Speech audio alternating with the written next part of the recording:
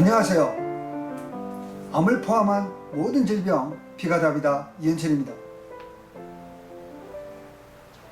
지난 17강에서는 사혈하기 어려운 부위의 사혈 방법에 대하여 설명하였는데요. 오늘 사혈 기초과정 제18강에서는 생일이 많이 나왔을 때의 꿀팁 한 가지를 소개해 드리도록 하겠습니다. 사혈을 진행하다 보면 제1부항에서 부항급 가득히 생일이 나올 때가 있습니다. 상당히 당황스럽게 됩니다. 왜냐하면 생일일 경우는 부항급에서 음압을 빼자마자 바로 이리저리 사방으로 흘러서 그야말로 피천지가 되어버리기 때문입니다. 저는 지금도 이런 상황을 만나면 조금 당황스럽기는 합니다. 이때 사용할 수 있는 꿀팁 한 가지를 소개해 드리고자 합니다. 휴지를 자기 손을 가지고 6회에서 8회 정도 감고 손에서 빼어내어 안쪽으로 반을 접어서 넣습니다.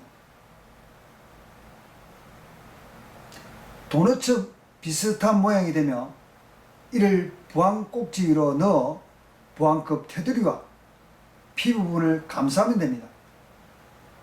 이렇게 되면 손으로 8회를 감았다면 2배인 16회를 감는 효과를 내게 되는 것입니다.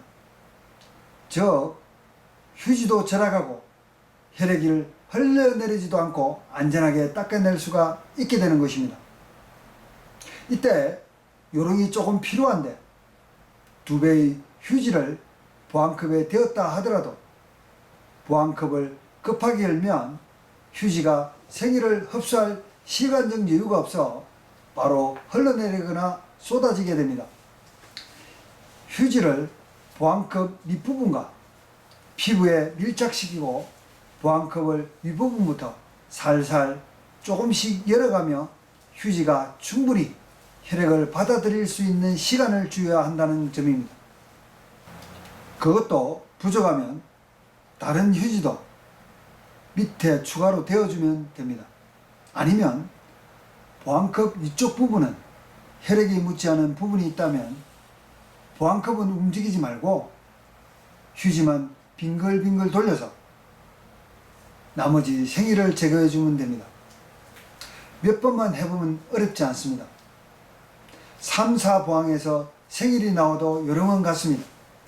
자, 이것을 제가 실현해 보이도록 하겠습니다. 여기에 휴지가 있습니다. 여기에 휴지가 있습니다. 휴지가 있는데 안쪽에서 대고 이렇게 돌리면 점점 커져서 이렇게 도넛처럼 모양을 만들기가 힘듭니다. 반드시 이 휴지가 있으면 바깥쪽에서 손을 대야 됩니다.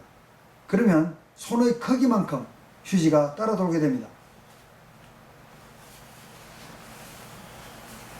보이시나요? 천천히 돌릴게요. 이렇게 6 내지 8회를 감게 되면 감고 난 뒤에 그러면 이렇게 되겠죠? 여기서 반을 접어서 안쪽으로 넣는 겁니다. 반을 접어서 안쪽으로 넣고 이렇게 보이시나요? 반을 안쪽으로 접었죠? 접어서 도넛 모양으로 안쪽으로 넣는 겁니다. 넣고서 여기에 부항급이 여기 있다 생각하면 요거 이렇게 씌우는 겁니다. 씌워서 씌우게 됩니다. 그리고 요걸 살살 들어서 이렇게 위로 뽑아주면 됩니다. 이렇게. 그리고 흐르지 않도록 이렇게 꼭 잡아주시고 이렇게 하면 생일이라도 다 이렇게 종이에 충분히 흡수하게 될 것입니다. 다음으로 조혈에 도움이 되는 행동에 대해서 말씀드리겠습니다. 혈액을 만드는 일, 즉 조혈에는 조혈 기능에 관계하는 간, 신장이나 골수 및 소장 기능의 건강성도 담보되어야 하지만 철분이나 엽산 등의 조혈에 필요한 영양소가 부족하다면 조혈이 제대로 이루어지지 않는다는 겁니다. 대부분 영양소는 우리가 일상으로 섭취하는 음식물에 조금씩 포함되어 있어서 편식이나 패스트푸드 중심의 식사만 하지 않는다면 그리 걱정할 일은 못 된다고 할 수 있습니다. 그런데 사일 초기에 조혈기관이 부진한 경우나 기본 사일로 조혈기관의 기능이 회복되어 가는 중에는 영양소가 충분하다고 해도 조혈이 제대로 이루어지지 않는다는 것입니다. 여기서는 영양학적 측면과 사일을 진행하고 있을 때 주의할 점에 국한하여 설명을 하고자 합니다. 조혈에 도움이 되는 행동에 대하여 설명하겠습니다. 첫 번째로 사일 직후 2-3일 내에는 과격한 운동을 삼가해야 할 필요가 있습니다. 사일로 인하여 몸속의 혈액이 부족한 상태에서의 과격한 운동은 자칫 정도 이상의 빈혈감을 느끼거나 숨이 차는 현상을 체험할 수 있어서 사일에 대한 필요 이상의 불안감을 유발할 수도 있기 때문입니다. 두 번째로 충분한 수면과 물을 마시면 좋을 것입니다. 충분한 수면은 조혈의 첫 번째 요건이기 때문입니다. 세 번째는 조혈에 도움이 되는 음식에 관심을 두고 일부러 먹는 것이 좋습니다.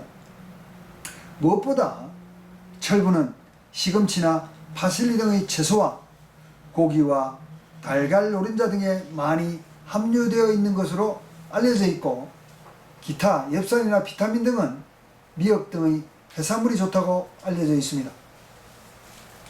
아침 한 끼 정도는 미역국과 함께 하는 것이 좋을 듯 합니다. 단기적으로 조혈을 하해야 할 경우에는 철분제를 복용하는 것이 좋으나, 철분제는 의사의 진단과 의사 처방전이 필요로 하므로 비용과 절차상 번거로움이 있습니다. 의사의 처방전 없이 약국에서 구입하면 의료보험 적용이 안 되어 비쌉니다. 따로 철분제를 복용하면 변비와 푸른색의 변은 각오해야 합니다. 물론 대소장사일로 기능이 제대로 작동하는 사람은 변비로 고생까지는 하지 않을 것입니다. 이상으로 실파암의 강의를 마치도록 하겠습니다. 다음 제19강에서는 사일의 안정성에 대하여 설명하도록 하겠습니다. 구독과 좋아요는 이 방송을 만드는 제게 큰 힘이 됩니다. 응원하여 주시기 바랍니다. 감사합니다. 평안한 일상 되시기 바랍니다.